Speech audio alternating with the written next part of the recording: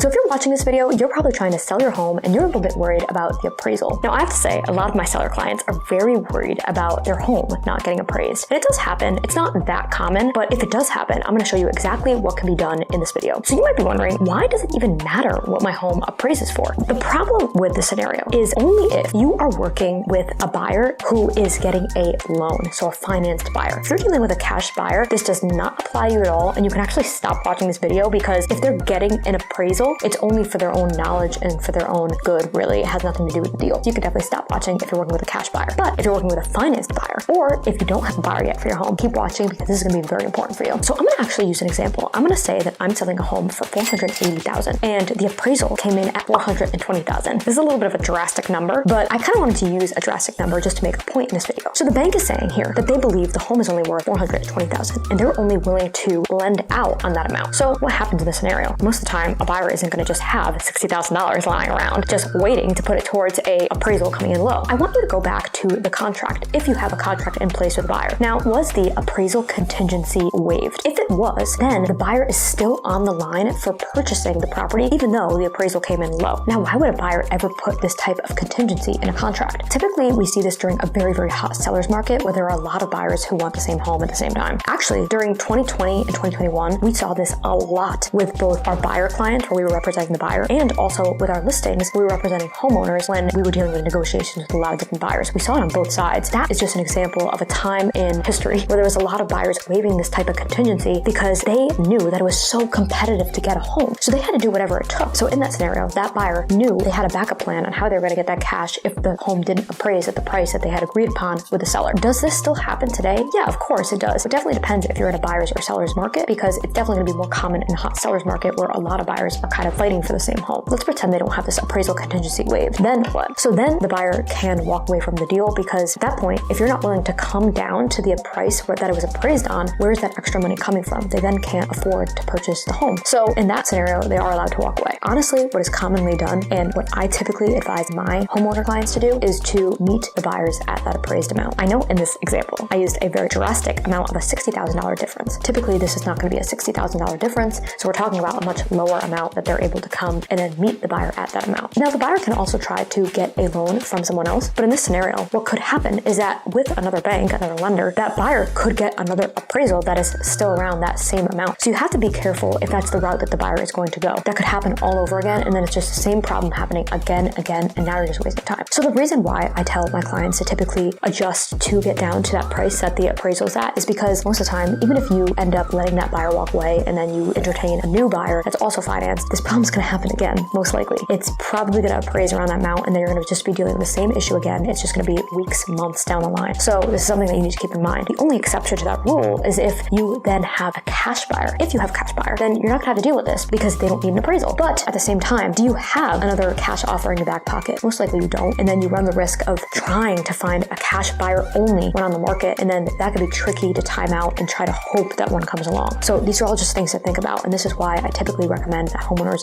adjust the price to meet the buyers at where their appraisal comes in so that they can still purchase the home. So I hope this helped you understand what happens if an appraisal comes in low. Now, I would love to know, have you ever dealt with an appraisal coming in low on the buyer or seller side? As always, I just love hearing from you guys.